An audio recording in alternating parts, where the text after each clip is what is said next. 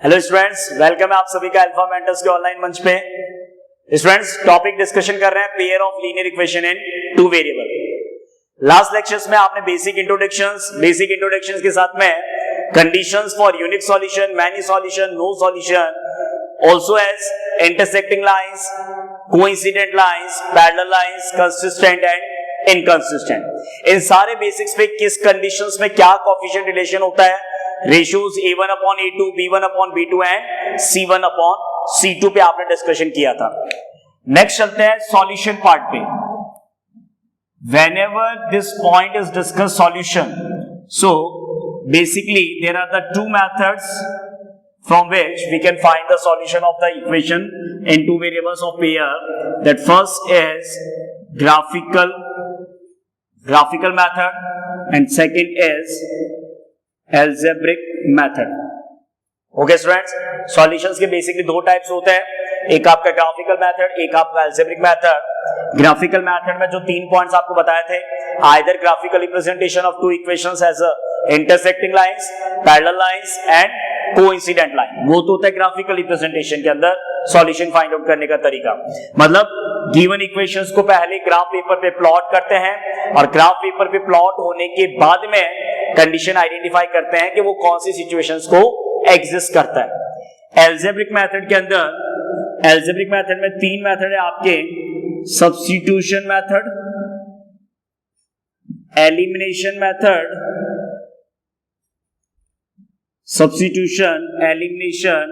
And cross multiplication.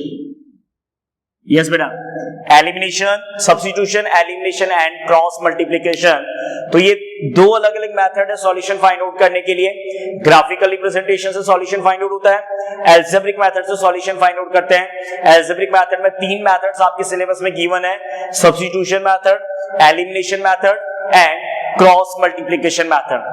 This part of the solution, graphical representation, that will be discussed at the end of the chapter.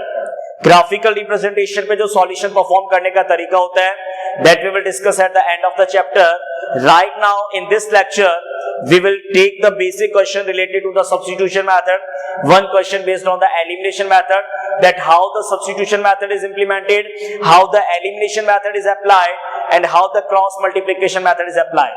If students ask me a question that sir, if we applied any one of the method, so the solution will be remain same or different? So definitely beta, any one of the solution you can go for, but by any method you can get the values of variable x and y will be remain same. किसी भी method से जो आप values of variable x और y obtain करते हैं वो आपका सेम रहेगा।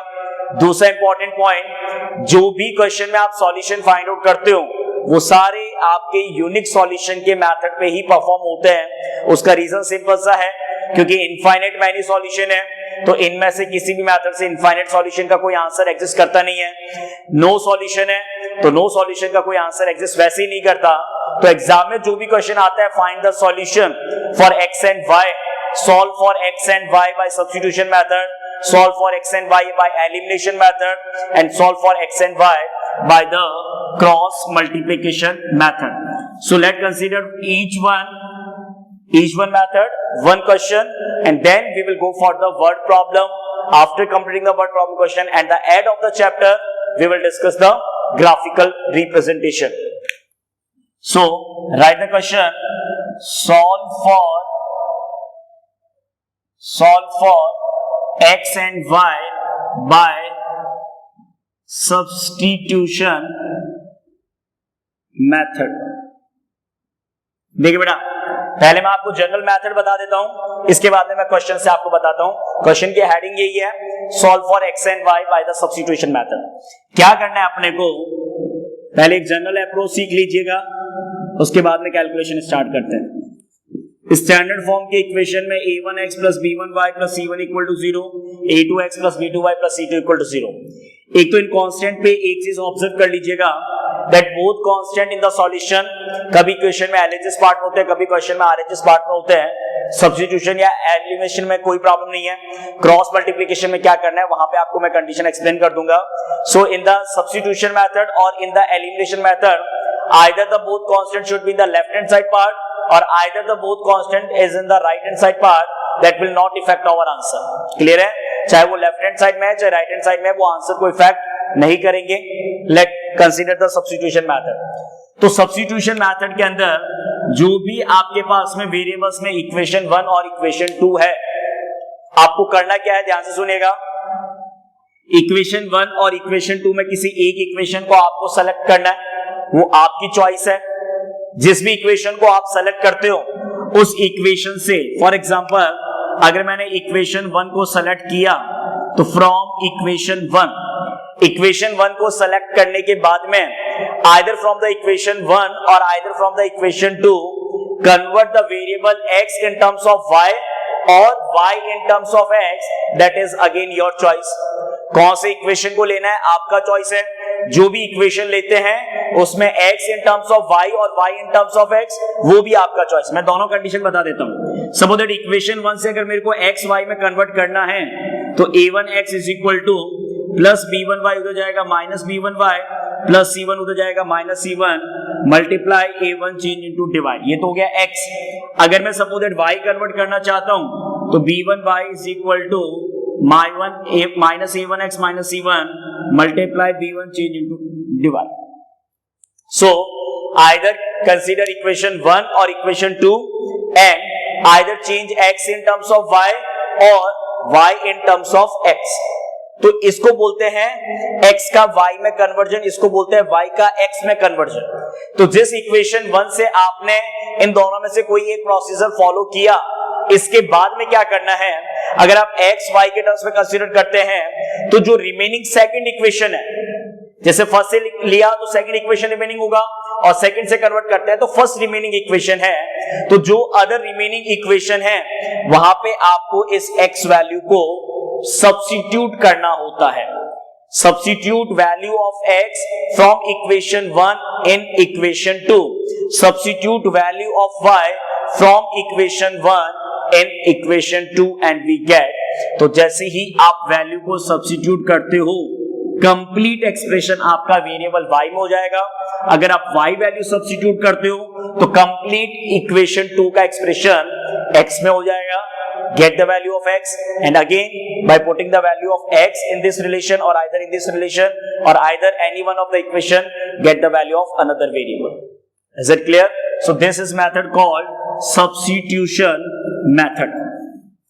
दूसरा इंपॉर्टेंट पॉइंट, कोई भी मेथड अगर आप अप्लाई करते हैं और अगर आपके गिवन इक्वेशंस के कोएफिशिएंट्स कुछ ऐसे हैं जिसको किसी कॉमन फैक्टर से अगर आप रिड्यूस कर सकते हैं तो आप डायरेक्ट उस पूरे इक्वेशन को कॉमन फैक्टर से रिड्यूस कर सकते हैं. कॉमन एक्सप्रेस करने की जरूरत नहीं है. फॉर एग्जांपल अगर मैं कोई इक्वेशन आपके सामने लिखता हूं 4x plus 8y is equal to 10, तो 4, 8 और 10, जो कोएफिशिएंट 4 है, 8 है और 10 है, ये तीनों कोएफिशिएंट 2 से कैंसिल होते हैं. 4, 8 और 10 तीनों कोएफिशिएंट 2 से कैंसिल होते हैं. तो पूरे इक्वेशन को 2 से रिड्यूस कर दो, क्या बन जाएगा, 2x plus 4y is equal to 5. Clear है? तो किसी भी कॉमन फैक्टर से अगर रिड्यूस हो रहा है तो उसको कॉमन शो नहीं करना होता है, उसको डायरेक्ट सॉल्व करना होता है. क्लियर है? So solve for x and y by the substitution method. Equation लिख लीजिएगा 2x plus 3y is equal to 11, semicolon करके 2x minus 4y is equal to minus 24. तो ये तो आपका गिवन क्वेश्चन हो गया. सॉल्यूशन पार्ट में स्टार्ट करते हैं. तो सॉल्यूशन पार्ट में सबसे पहले लिखते हैं गिवन इक्वेशन. पहला तो अपने स्टैंडर्ड फॉर्म के अंदर ही है, 2x plus 3y is equal to 11, equation 1. जो सेकंड है एंड करके 2x minus 4y is equal to minus 24. तो 2x minus 4y minus 24 common factor 2 से रिड्यूस होता है. पूरे एक्सप्रेशन को 2 से रिड्यूस कर दिया तो x minus 2y is equal to minus 12, equation 2. Both equations we obtain. Now we will go for the substitution. देखिए सब्स्टिट्यूशन प्रोसीजर ठीक है, लेकिन आपको क्वेश्चंस के साथ ये सीखना जरूरी है कि कौन से इक्वेशन को लें. देखिए चॉइस तो आपकी है, लेकिन एज अ टीचर ये मेरा आपके लिए सजेशन रहेगा कि दोनों में से कौन सा इक्वेशन ले जिससे कि कैलकुलेशन पार्ट इजी रहे. देखिए यहाँ x का कोएफिशिएंट 2 है, y का कोएफिशिएंट 3 है, यहाँ x कोएफिशिएंट 1 है और यहाँ y कोएफिशिएंट माइनस 2 है. तो बेटर तो आपके लिए यही रहेगा कि आप इक्वेशन 2 को कंसीडर करें और इक्वेशन 2 में भी x in terms of y उसका रीजन क्या होगा? अगर आप -2y को चेंज करते हैं +2y में, तो x का कोएफिशिएंट कितना है? 1 है। तो क्या कोई वैल्यू डिवाइड में ट्रांसफर होगा? नहीं होगा। बाकी अगर आप इक्वेशन 1 या इक्वेशन 2 में कोई भी इक्वेशन लेते हैं और y को x में या x को y में, इसको छोड़ के बाकी कोई भी अगर कन्वर्जन करते हैं तो कोएफिशिएंट वैल्यू डिवाइड में भी आएगा। डिवाइड में पुट करोगे, सिंपलीफाई करने के लिए एलसीएम लेना पड़ेगा। तो जहां पे वर्क रिड्यूस हो सकता है वहां पे वर्क को रिड्यूस करके करें, और जहां हो ही नहीं सकता, सपोज दैट यहां पे 5 होता तो फिर किसी को भी चेंज कर लो, सब में बराबर ही टाइम लगेगा। Clear point? So what I will write, from equation 2 से क्या होगा? From equation 2 substitute,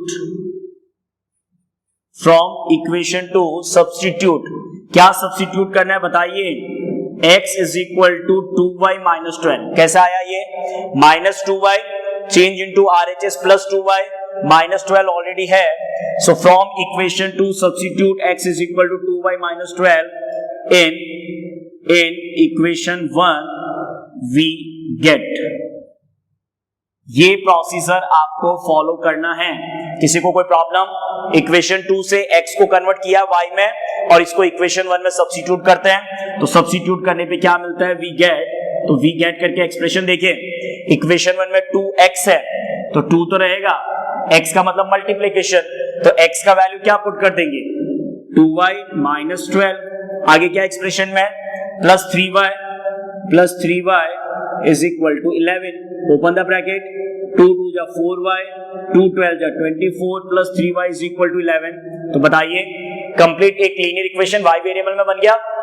8th class में सॉल्व करते थे, 9th में भी सॉल्व करते थे, तो बस सॉल्व कर लीजिए। 4y plus 3y, 7y equal to 11 plus 24, 7y is equal to 35, y is equal to 35/75। समझ में आ रहा है? और स्टार्टिंग में मैं आपको बता चुका हूं, जो भी क्वेश्चन करते हैं वो यूनिक सॉल्यूशन। एनसीईआरटी में तो आपके इनफाइनाइट और मैनी सॉल्यूशन का भी केस आ सकता है चेक करने के लिए, लेकिन एग्जाम के अंदर जब भी कोई क्वेश्चन सॉल्व करने के लिए आता है, 99 नहीं 100% वो आपका यूनिक सॉल्यूशन के कंडीशन पे ही होता है।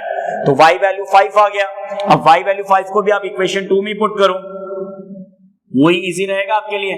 Put value of y in equation 2, तो इक्वेशन 2 में पुट करने पे put value of y in equation 2 we get क्या आएगा बताइए? y के वैल्यू को यहां पे अगर पुट करते हैं तो x minus 2 multiply 5 is equal to -12। तो चेक किया, x minus 10 is equal to -12, -10 उधर चला गया +10, तो -12 plus 10 how much? x value -2। So at last therefore x is equal to -2 and y is equal to 5. These are the values as the unique solution of the given equation. What value we obtain? X value -2 and y value 5. Just if you want to cross check your answer, आप अपने अगर answer से satisfied होना चाहते हैं तो solution का मतलब the value of x and value of y will satisfied in both equation. Yes or no? x value y value दोनों इक्वेशंस में सेटिस्फाइड होना चाहिए। ट्राई करके देखिए, x वैल्यू -2 पुट किया, 2 into -2 -4, x के y के प्लेस में 5 पुट किया, 5 3 is 15, -4 plus 15 how much will remain? 11. LHS equal to RHS. Equation 2 will also be satisfied. Put x value -2, so here -2, y value 5, 5 2 is 10, -2 minus 10 -12, that is again equal to RHS. So this procedure is called substitution method, and to get the values of x and y simple हो जाता है जब किसी equation के coefficients को आप reduce कर लेते हो। 2x 4y 24, कंफ्यूज मत होइएगा कि सर ने ये कैसे लिखा। 2 4 और 24 किस कॉमन फैक्टर से कैंसिल होता है? 2 से।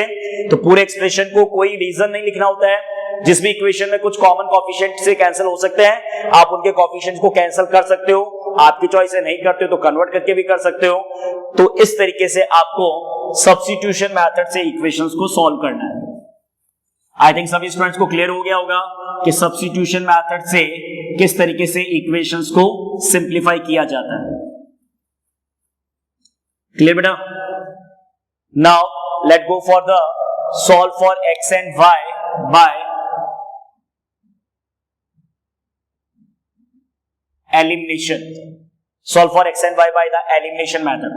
पहले समझते हैं standard condition a1x plus b1y plus c1 equal to 0 के एलिमिनेशन का स्टैंडर्ड प्रोसेस क्या है, a2x plus b2y plus c2 equal to 0।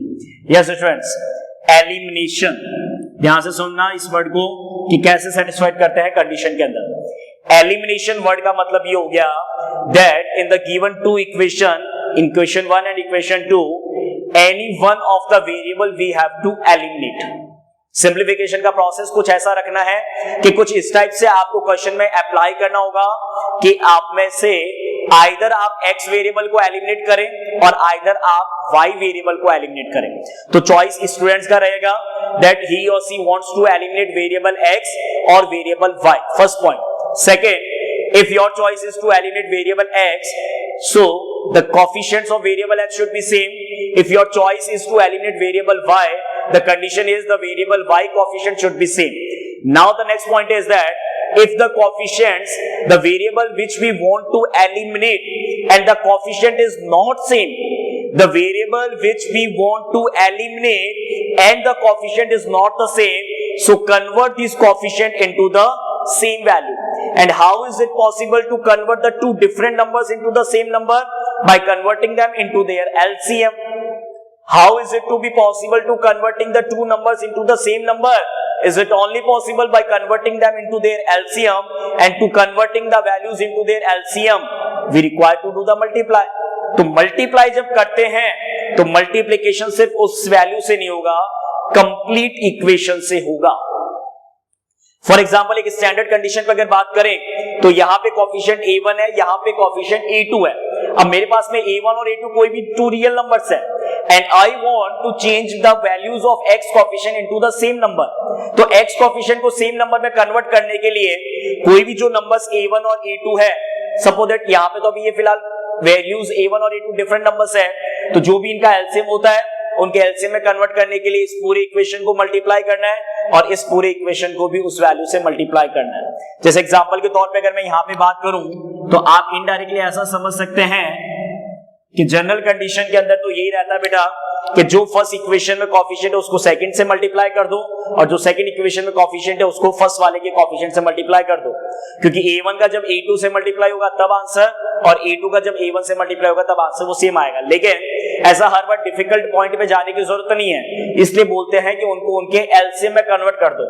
जैसे एग्जांपल के तौर पे एक सिंपल एग्जांपल है कि 12x कुछ भी करके है और यहाँ पे 10x करके कुछ भी आपका फर्दर इक्वेशन दे रखा है, ठीक है, y में भी होगा, कांस्टेंट होगा, सब कुछ है। एक जनरल डिस्कशन बता रहा हूं कि क्या मतलब है एलिमिनेशन में कोफिशिएंट सेम करने का। यहाँ पे 12 है, यहाँ पे 10 है। अगर मैं x के कोफिशिएंट को एलिमिनेट करना चाहता हूं तो एक तो चॉइस मेरे पास में ये है डायरेक्टली कि इक्वेशन 1 को 10 से मल्टीप्लाई कर दो, इक्वेशन 2 को 12 से मल्टीप्लाई कर दो। बट मैं और मेरे स्टूडेंट्स इस मेथड को परफॉर्म नहीं करेंगे। क्यों जबरदस्ती किसी हाई नंबर से मल्टीप्लाई करके कैलकुलेशन डिफिकल्टी बढ़ाते हैं? ये तो चलो 12 और 10 है, फिर भी इजी हो जाएगा, 12 की टेबल 10 की टेबल आती है। लेकिन अननेसेसरी कोई ऐसा नंबर है जिसका टेबल भी डिफिकल्ट है, मल्टीप्लाई भी रफ में करो, तो ऐसा नहीं करना है। इसलिए इनको इनके एलसीएम में कन्वर्ट करना है। तो एलसीएम में कन्वर्ट करने का एक सिंपल आइडिया है कि 12 और 10 का एलसीएम अगर बात करें तो कितना हो सकता है बेटा? 60 हो सकता है। अब चलिए इतना भी छोड़ देते हैं। कई स्टूडेंट्स क्या करते हैं 12 और 10 के एलसीएम के चक्कर में एलसीएम लेना स्टार्ट कर देते हैं। चलिए इस पॉइंट को भी फ्री करते हैं। आपको ऐसा फॉलो नहीं करना।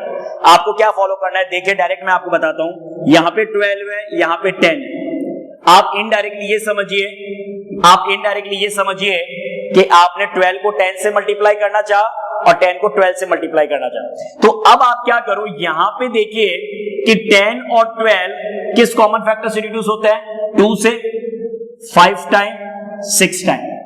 तो आप ऐसा तो फॉलो कर ही सकते हैं ना अपने हिसाब से रफ में। आप एलसीएम के अप्रोच पे मत जाइए, उसमें आप टाइम वेस्ट करेंगे।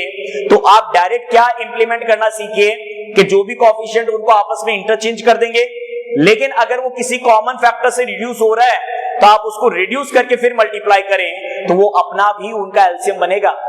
देखिए 10 और 12 है, 2 की टेबल से रिड्यूस होता है तो ये 5 हो गया, 6 हो गया, करो मल्टीप्लाई।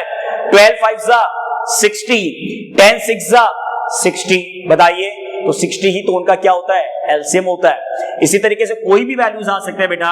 यहाँ पे 20 आ गया, यहाँ पे 12 आ गया। अब 20 और 12 अगर आता है तो ये तो सिर्फ रफ प्रोसेस है।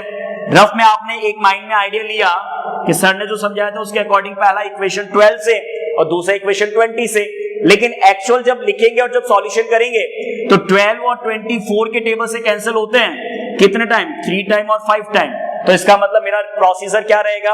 Equation 1 multiply by 3, equation 2 multiply by 5। Let do the multiply. 12 3 सा 60, 12 5 सा 60। आई थिंक आपको समझ में आ गया होगा कि एलिमिनेशन का अप्रोच क्या है। एक्स वेरिएबल, वाई वेरिएबल जो भी आप एलिमिनेट करना चाहते हैं उनका कोएफिशिएंट आपको सेम रखना है। सेम है ऑलरेडी, बहुत अच्छी बात है। अगर ऑलरेडी कोएफिशिएंट सेम है तो कुछ भी चेंज करने की जरूरत नहीं है, लेकिन अगर कोएफिशिएंट सेम नहीं है तो पहले आप किसी कांस्टेंट नंबर से मल्टीप्लाई करके उनके कोएफिशिएंट्स को सेम वैल्यूज में कन्वर्ट कीजिए। इसके बाद क्या है, अगर दोनों कोएफिशिएंट्स का साइन सेम है, अगर दोनों कोएफिशिएंट सेम होने के बाद साइन भी अगर सेम है, दोनों पॉजिटिव और दोनों नेगेटिव, तब तो आप दोनों इक्वेशन को आपस में सब्ट्रैक्शन कर दीजिए। और दोनों अगर अपोजिट साइन है, एक पॉजिटिव और एक नेगेटिव, तो दोनों को आप ऐड कर दीजिए। अगर दोनों सेम साइन के हैं तो आपको सब्ट्रैक्शन करने पे कैंसिल हो जाएगा आपका वेरिएबल, और अगर दोनों अपोजिट साइन के हैं तो एडिशन करने पे आपका वेरिएबल एलिमिनेट हो चुका होगा। ये कंडीशन आपको फॉलो करना है। और कुछ ऐसे कंडीशंस भी आते हैं, देखिए बेटा, कि जैसे यहां पे 20 और यहां पे 10 है, तो 20 और 10 में क्या मतलब हुआ? यहां पे 20 और 10 का मतलब ये हो गया कि अगर रफ प्रोसेस में बात करें तो 10 और 20, तो एक्चुअल में ये 1 और ये 2, मतलब इक्वेशन 1 का तो मल्टीप्लाई 1 से, तो 1 से मल्टीप्लिकेशन की कोई जरूरत ही नहीं होती। तो ऐसे क्वेश्चन में डायरेक्टली क्या करना होता है, इक्वेशन 1 में कोई चेंज नहीं करना, मल्टीप्लाई इक्वेशन 2 बाय 2। इक्वेशन 2 को 2 से मल्टीप्लाई करके दोनों प्लस साइन के हैं, सब्ट्रैक्ट कर दो 1 में से 2 को, मल्टीप्लाई करके जो आंसर आता है उसको सब्ट्रैक्ट कर दो। तो इस तरीके से आपको एलिमिनेशन मेथड पे वर्क करना है। चॉइस आपकी है एग्जाम में, either you can go for the elimination of variable X और elimination of variable Y, that will be your choice. Equation simplest form में कन्वर्ट करना है। किसी भी इक्वेशन में अगर कोएफिशिएंट्स डेसिमल में है, किसी भी इक्वेशन में कोएफिशिएंट फ्रैक्शंस में है, तो वहां डेसिमल्स में डेसिमल रिमूव करके एलसीएम लेके फिर सॉल्यूशन करेंगे। जहां कोएफिशिएंट फ्रैक्शन में है वहां पहले फ्रैक्शंस वैल्यूज का एलसीएम लेके उसको सिंपलेस्ट फॉर्म में, क्योंकि फ्रैक्शंस फॉर्म में कैलकुलेशन डिफिकल्ट पड़ता है, इसलिए पहले आप उन फ्रैक्शंस में एलसीएम लेके उनको सिंपलेस्ट फॉर्म में कन्वर्ट कर दीजिए। तो ऐसा ही क्वेश्चन मैं आपको एलिमिनेशन मेथड से करवा रहा हूं। Solve for x and y by the elimination method. देखिए पहला equation x by 2 plus 2y by 3 is equal to -1, और सेकेंड इक्वेशन लिखिए x minus y by 3 is equal to 3। अब समझिए यहां पे सॉल्यूशन। तो सॉल्यूशन में सबसे पहले क्या लिखते हैं? सॉल्यूशन में सबसे पहले लिखेंगे गिवन इक्वेशन। तो गिवन इक्वेशन में पहला है आपके पास में x by 2 plus 2y by 3 is equal to -1। तो अभी मैंने आपसे कहा था सिंप्लीफिकेशन होने के लिए एलसीएम आप लेंगे, कितना आएगा एलसीएम 2 और 3 का? 6 आएगा। 6 divide by 2 3, 3 into x 3x, 6 divide by 3 2, 2 into 2 4y is equal to -1। तो plus divide 6 change into multiply, तो क्या आ गया equation? 3x plus 4y is equal to -6, equation 1। Fractions में थे, एलसीएम लिया, सिंप्लीफाई करके स्टैंडर्ड फॉर्म में आ गया। And What is the second condition? And करके जो सेकंड कंडीशन क्वेश्चन में आपको गिवन है, that is x minus y by 3 is equal to 3। तो सिंप्लीफाई करने के लिए क्या करेंगे? एलसीएम 3 आएगा। 3 डिवाइड बाय 1, बेटा एलसीएम लेना तो आता है ना सबको। 3 divide by 1 3, 3 into x 3x, 3 divide by 3 1, 1 into y, y is equal to 3। तो क्रॉस मल्टीप्लाई करके इक्वेशन सेकंड देखिए क्या बन रहा है? 3x minus y is equal to 3 3s are 9, equation number second. तो फर्स्ट इक्वेशन आपका बन रहा है, फर्स्ट इक्वेशन बन रहा है 3x plus 4y equal to -6। Second equation आपका बन रहा है 3x minus y is equal to 9। अब देखिए इक्वेशन 1 इक्वेशन 2 आपने स्टैंडर्ड फॉर्म में रिप्रेजेंट कर लिया, एक्स वाई और constant X Y constant, both coefficients, both constant can be in the right hand side और both constant can be in the left hand side. अब आते हैं elimination में। पहले देखते हैं कि अगर बाय डिफॉल्ट पहले से अगर किसी का कोएफिशिएंट सेम है तब तो जबरदस्ती मल्टीप्लिकेशन के प्रोसेस पे जाना ही नहीं है। तो अच्छे से देख सकते हैं फर्स्ट इक्वेशन में x कोएफिशिएंट 3 है और सेकंड इक्वेशन में भी x कोफिशिएंट 3 है। इसका मतलब कोफिशिएंट वैल्यू तो ऑलरेडी सेम है, किसका, वेरिएबल x का। तो डेफिनेटली इजी क्या रहेगा, किसको एलिमिनेट करना इजी रहेगा, x को। एज अ स्टूडेंट मैं तो क्या प्रेफर करूंगा, to eliminate the variable x एलिमिनेट करना प्रेफर करूंगा। लेकिन फिर भी कुछ स्टूडेंट्स होते हैं कि सर अगर y एलिमिनेट करना होता तब क्या करते हैं, तो y अगर एलिमिनेट करना होता तो इक्वेशन 1 में y कोफिशिएंट 4 है, इक्वेशन 2 में y कोफिशिएंट -1 है, तो यहां पे 4 है, यहां पे -1 है, तो डेफिनेटली मैं इक्वेशन 2 को किससे मल्टीप्लाई कर देता, 4 से। क्योंकि अभी अभी आपको बताया था कि इक्वेशन 1 को तो मल्टीप्लाई करने की जरूरत ही नहीं है, क्योंकि 1 से मल्टीप्लाई क्या मतलब होता है, कोई फर्क नहीं पड़ना। तो इक्वेशन 1 सेम रहेगा और इक्वेशन 2 को 4 से मल्टीप्लाई कर देंगे।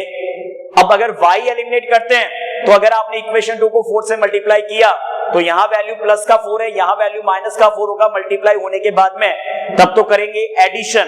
लेकिन x के एलिमिनेट के लिए काम कर रहे हैं, कोफिशिएंट सेम है लेकिन दोनों पॉजिटिव है, तब करेंगे सब्ट्रैक्शन। तो लैंग्वेज में डेफिनेटली मेरे को सब्ट्रैक्शन ज्यादा इजी रहेगा कंपैरेटिवली के पहले मल्टीप्लाई करूं फिर लिखूं। तो subtraction equation 2 from equation 1 we get. Almost ये प्रैक्टिस आप हमेशा रखिएगा ताकि क्या होगा, कभी कंफ्यूज नहीं होगा। हमेशा इक्वेशन 2 को ही इक्वेशन 1 में से माइनस करना है, ऐसा प्रैक्टिस अगर आप रखेंगे, जरूरी नहीं है किसी में से किसी को भी माइनस कर सकते हैं वैसे तो पहला इक्वेशन पहले लिख दिया 3x + 4y = -x, फिर इसके नीचे साइमल्टेनियस सेकंड इक्वेशन लिख दिया, that is 3x - y = 9। Now let change in the sign, subtraction करना है तो जिस इक्वेशन को सब्ट्रैक्शन करोगे उसका साइन चेंज ही तो करोगे, बस ये तो प्रोसीजर है।